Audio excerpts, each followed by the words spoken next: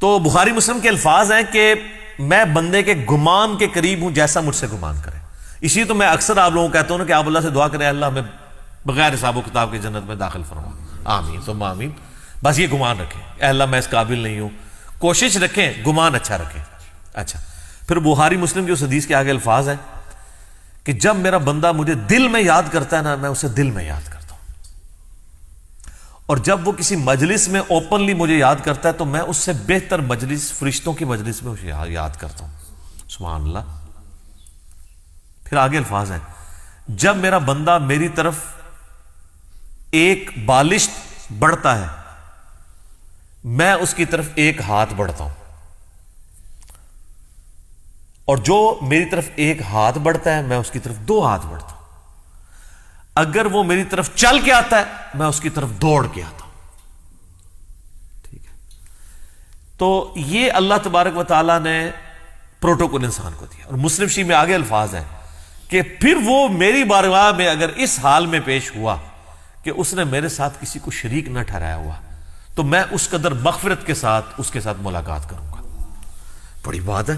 اور ترمذی میں الفاظ ہیں کہ اگر میرا بندہ زمین و آسمان گناہوں سے بھر دے, سر اس سے زیادہ کوئی نہیں کر سکتا نا گناہ, اور اس نے شرک نہ کیا ہوا نا تو میں اس کے ساتھ مغفرت کے ساتھ پیش آؤں گا. اچھا اس سے بعض لوگ یہ سمجھتے ہیں بس شرک نہ کرو اور جو مرضی کرو. سر نماز چھوڑنا بھی شرک ہے. نماز چھوڑنا کس کی پیروی اور عبادت ہے؟ شیطان کی. تو شرک کر دیا آپ نے. ڈاکٹر سرار صاحب ایک جملہ بولا کرتے تھے, میں کہتا ہوں نہیں وہ گولڈن کوٹ ہے ان کا. وہ کہتے تھے دنیا کا ہر خیر توحید کے شجر مبارکہ کی شاخ ہے, اور دنیا کا ہر گناہ شرک کے شجر خبیثہ کی شاخ ہے. یہ کیوں آیا قرآن میں؟ افرائیت من اتخذ الہہ ہوا. اے نبی اس شخص کو دیکھا جس نے اپنی خواہش نفس کو اپنا خدا بنا لیا.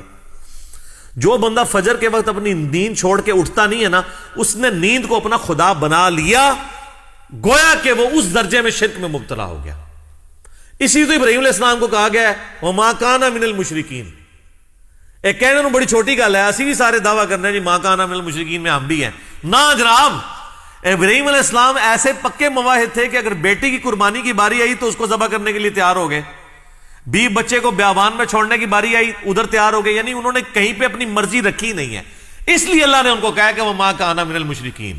ورنہ سے اللہ فضل لکھاں تو تمہیں اتنے بھی مواعد مل جان گے, پر ابراہیم والا مواعد نہیں ملے گا. جو وَمَا كَانَ مِنَ الْمُشْرِكِينَ کی ڈگری ہے وہ یہ ہے کہ انہوں نے کسی معاملے میں نفس کو آگے نہیں رکھا. تو سر یہ آپ کو کروڑوں میں بھی ایک ملنا مشکل ہو جائے گا. تو اس بندے کے لیے تو واقعی پھر کیا ہی بات ہے اس کی جو اس لیول کا موحد ہو جائے. وَمَا كَانَ مِنَ الْمُشْرِكِينَ. وہ تو جناب مسند احمد میں حدیث ہے, مشکات میں بھی آئی ہے, جس نے دکھلاوے کے لیے نماز پڑھی اس نے شرک کیا, جس نے دکھلاوے کے لیے روزہ رکھا اس نے شرک کیا, جس نے دکھلاوے کے لیے صدقہ کیا اس نے بھی شرک کیا. حالانکہ جو نماز پڑھ رہا ہوتا ہے وہ اس بندے کی عبادت نہیں کر رہا ہوتا جس کو وہ دکھانا چاہ رہا ہوتا ہے. ابن ماجہ میں تو یہاں تک حدیث ہے کہ اگر کسی نے اپنا سجدہ یا نماز لمبی کر دی نا اس خیال سے کہ اسے کوئی دیکھ رہا ہے تو وہ بھی شرک میں چلی جائے گی. اور اللہ کہے گا یہ اسی کے لیے پڑھی ہے. اچھا اللہ کتنا ڈاڈا ہے. حالانکہ اللہ سے آپ ڈیبیٹ تو کر سکتے ہیں کہ اللہ اس کے لیے کیسے پڑھی ہے, سجدہ تجھے کیا, اسے تو میں اپنی طرح کا انسان مانتا ہوں, معبود تجھے مانتا ہوں, مجھے کدھر اس کے کھاتے میں ڈال دیا ہے. ہاں اگر اسے ریاکاری کی ڈیفینیشن پتا ہوگی نا اور اللہ تعالیٰ کا غیرت مند ہونا پتا ہوگا نا تو اللہ سے بڑا غیور کوئی نہیں ہے. اللہ کہتا ہے جس نے ذرا سا کسی اور کی رضا شامل کی فارغ. اسی لیے ریاکاری کو کہا گیا ہے شرک اصغر, چھوٹا شرک. یہ بڑا کریٹیکل معاملہ ہے. اچھا یہاں ذکر کے حوالے سے میں ایک اور چیز بھی بیان کر دوں.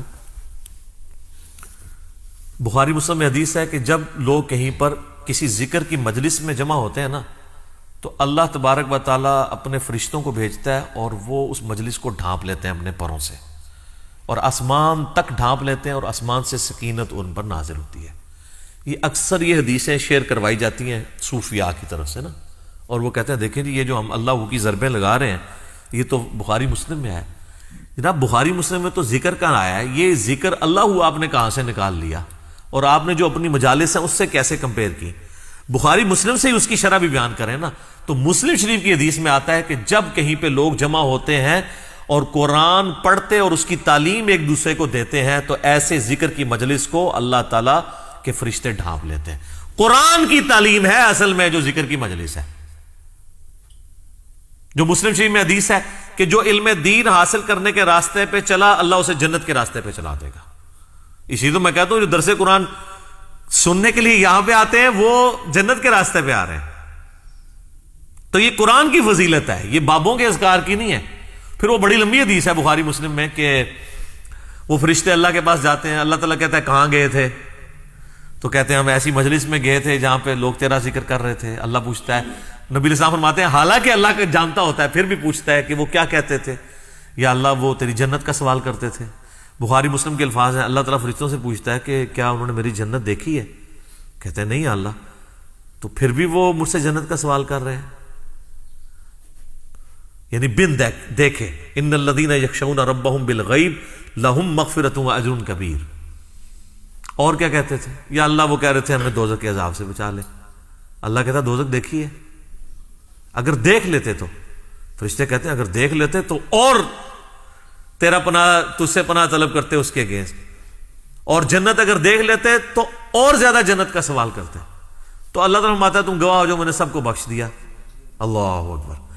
تو فرشتے کہتے ہیں کہ یا اللہ ایک شخص ایسا بھی تھا جو وہاں سے صرف گزر رہا تھا, وہ اس کو اٹینڈ کرنے کے لیے وہاں نہیں بیٹھا تھا, اس علمی مجلس کو, ذکر کی مجلس کو, درس قرآن کو, بلکہ وہ تو صرف اس لیے تھا میں دیکھوں یہ کیا کر رہے ہیں, تو وہاں پہ بیٹھ گیا, تو اس کو بھی بخش دیا جائے.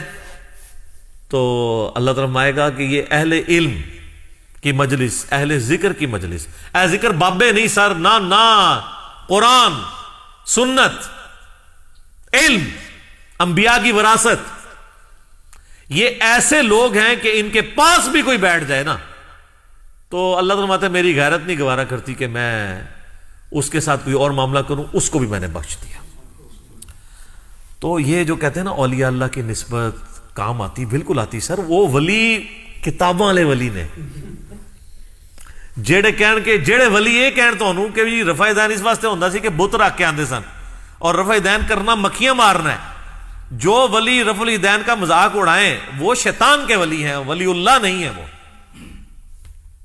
تو دشمن ہوئے ہوئے ہیں جو اپنے بابوں کا دین آپ کو سکھا رہے ہیں, کتابوں کا نہیں. تو ہم تو صرف آپ سے ریکویسٹ کریں گے کہ مرنے سے پہلے اے مسلمان کر لے اس پہ غور. کتابوں کا خدا اور ہے, بابوں کا خدا اور.